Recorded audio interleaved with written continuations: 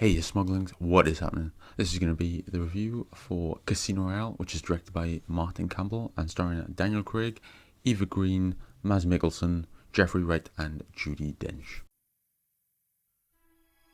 Your file shows no kills, Bond. But to become a double O, it takes two. How did you die? Your contact? Not well. You needn't worry. The second is... Yes. Considerably. Unlike the previous James Bond entries, this film is an origin story for the character, and we see him get his 00 status for the first time, and we see him become the 007 that we know, and he is embarking on a mission to thwart the plans of a terrorist financier by the name of Le Chiffre in a high-stakes poker game, which will test him to his limits. One of the interesting things about this film is that it came on the heels of Die Another Day, which was very poorly received, although I have a soft spot for it in my heart, because it's a film from childhood and I love Pierce Brosnan Bond, but they desperately wanted to take Bond in a new direction after the reception of that film, and they wanted to take it in a more pragmatic and dark direction that adhered more to Ian Fleming's original vision, and that is what they wanted to set out and accomplish with this particular film. I want to talk about some of the acting in this film, because Daniel Craig as Bond is such an inspired choice, I think, quite honestly, because he's not the obvious Bond, but to me he is the perfect Bond, which is such a brilliant move on the part of Barbara Broccoli and Michael G. Wilson for choosing him as their next Bond, because I know they really wanted him to be the next Bond for Casino Royale, and he's such a different Bond from what we've seen previously. He's quieter, more brooding. He's still got the wit, but it's not as present as it was with previous Bonds, such as Pierce Brosnan and Roger Moore. So it is in stark contrast to the previous Bonds that we've seen, and he absolutely is my favourite Bond, quite honestly. I think he is the best Bond, and such a great person to portray that character, and he really was the best choice to get a fresh take for this particular character, quite honestly. He is such a great Bond for this particular film. He adheres to the cold, steely-eyed hitman that is in the novels, and I have read Casino Royale, the novel, and I've read a few of the Bond books because I am quite a big fan of them, and he definitely adheres more to that vision of a cold hitman that is present in the books, rather than a cheeky spy that he was portrayed as by some of the previous Bonds there. And he's unrefined, he's brutal, he's flawed, and that's what he should be in this film, because we're seeing a Bond come to life. This is an origin story for Bond, so it's cool to see him become the Bond that we know from the previous iterations of the character. I also want to talk about Eva Green as Vesper Lind, who works for the Treasury and provides the money for Bond to take part in this high-stakes poker game, and their chemistry together is electric. She gives a really great performance. She's a really confident character that is also flawed. She matches Bond in terms of the ego, I think, because they are both quite snarky and quite witty, and their banter is very good to see. It's really fun, and you get a real sense of their relationship in this film. They are really good together. I can't stress that enough, because it is one of the best depictions of a relationship in a Bond film, I think, quite honestly, and the way the relationship develops is really good to see. And then you've also got Judi Dench as M, and obviously she's played M before in the previous iteration of Bond with Pierce Brosnan, and very reliable, gives a great performance. Not a massive amount of screen time in this film, but we see more of her in the subsequent entries in the films, but she's always good, of course. She's going to be good. It's Judi Dench, so we expect nothing less of her in that regard. And then we've also got Le Chiffre, played by Mads Mikkelsen, who is the primary antagonist for the majority of this film, and I love his performance in this film. He is very good at playing villains. As we know, he's played quite a lot of them, and I think this was his breakout in the sort of international market with this film. I think he gained a lot of attention with this film, as he was such a great villain, and I really love the poker scenes in particular, because you get to see the heavy lifting that Daniel Craig and Mads Mikkelsen's eyes are doing in the scenes, because their eyes are doing a lot of the acting in these scenes, and it really is cool to see. It's a really unique way to tell a story, because even if you're not familiar with the game of Texas Hold'em, which they're playing in this game, you get all the drama from their eyes in the scenes, and that's such a genius storytelling technique that they employed in this film that I really do appreciate. Let's talk about the screenplay of this particular film, because I did note that Bond doesn't speak as much as he does in the previous films, but I don't mind that at all. I don't think that's a bad thing at all, because he is in obviously a lot of action scenes in this particular film, and you get action scenes where he doesn't speak at all sometimes, because he is so focused on performing his mission. He is that blunt instrument that will get the job done, and I love that they showed that, because he can also turn on the persona of being that classy, elegant, charming man in the dialogue scenes, and when he's speaking to the female characters in this particular film. And I really love that he can just switch to a different persona instantly, and Daniel Craig does such an amazing job of doing that.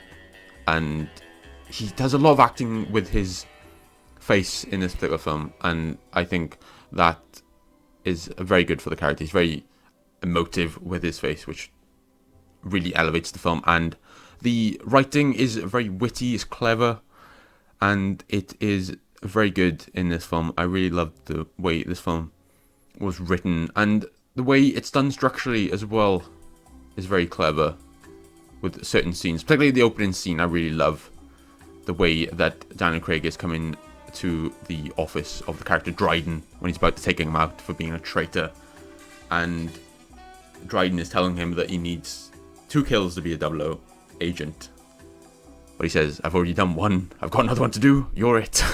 And I love the way that that was portrayed. I am paraphrasing, but that is the way the scene plays out, and I really loved that in this particular film. It was very clever. Let's talk about the directing of this film, because we have Martin Campbell taking the reins of the director's chair in this particular film, and he has directed a Bond film before. It's important to note he did direct GoldenEye from 1995 with Pierce Brosnan, and I think he was chosen because he's very good at reintroducing the character.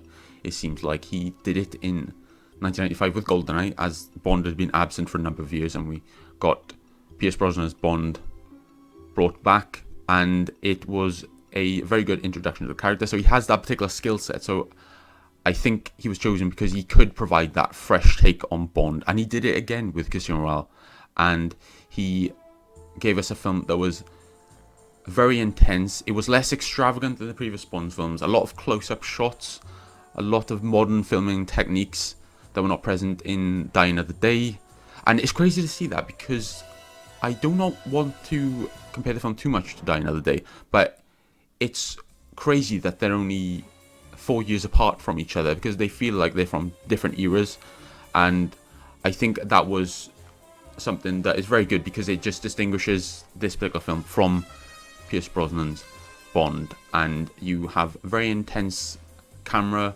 work, a lot of quick cuts, but it's not as though it's hard to track the action. It really does heighten the intensity, and it's really well done in this particular film, and it just adds to the tension of the action scenes that take place. And you see that brutal stunt work that is on display with the action scenes, and everything looks very convincing. Limited computer graphics for this particular film, and it does such a great job of feeling grounded and realistic, but it does have that sense of prestige that you want from a Bond film. You want that sense of class from a Bond film, and we get that with the lavish locations that we go to, and the scenes of dialogue are very well done.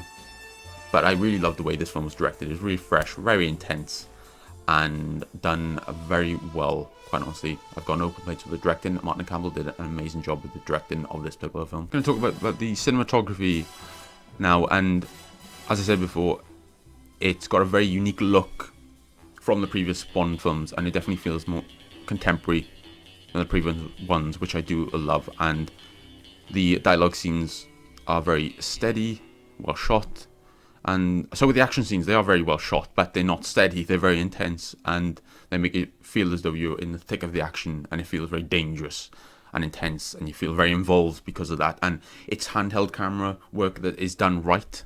It definitely does not make the action untraceable. You can definitely see what's going on, and that's the great balancing act of having a handheld camera, because a lot of films take it from the Bourne films where we saw that first. I think the Bourne supremacy was a massive influence on action cinema, for the worse in a lot of ways, because a lot of films started to do the handheld camera work, but it's done very well here. You can trace the action. I want to talk about the music as well, and you've got the score by David Arnold, which is very good, very Bond-esque, and it's got a lot of great themes. I particularly love Vesper's theme in this particular film. I think it's really good at hitting those emotional beats in this film. I really loved that particular track, and it's used expertly in the film to really heighten that emotion in certain scenes, which is awesome. And then you've got the song You Know My Name by Chris Cornell, which is probably my favourite Bond song. I absolutely love that Bond song, and I think it got a reputation of being one that not a lot of people liked for some reason, but I think it's just an awesome song. I think it really heightens the sense of intensity and that raw energy that this 007 has as he is starting out. So I think that is really well done in this particular film, quite honestly. I'm going to give the score for this film. Casino Royale is a 10 out of 10. It is an amazing and incredible reboot and reinvention of the Bond franchise, as it stands as one of the best Bond films, quite honestly, one of the best action films and one of the best reboots of all time. It is absolutely incredible. Go watch it if you haven't already, but you should have watched it by now, quite honestly. But I love the way it examined James Bond as a character, as an agent, and it really tests him to his limits in this particular film, which I loved, and creates the Bond that we come to know by the end of it. Really great film.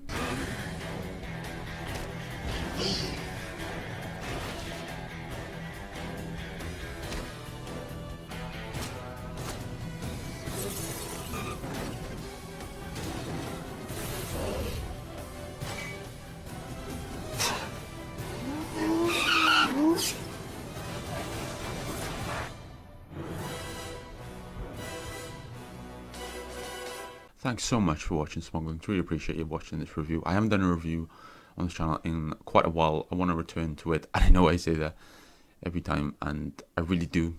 I will make an effort to do that.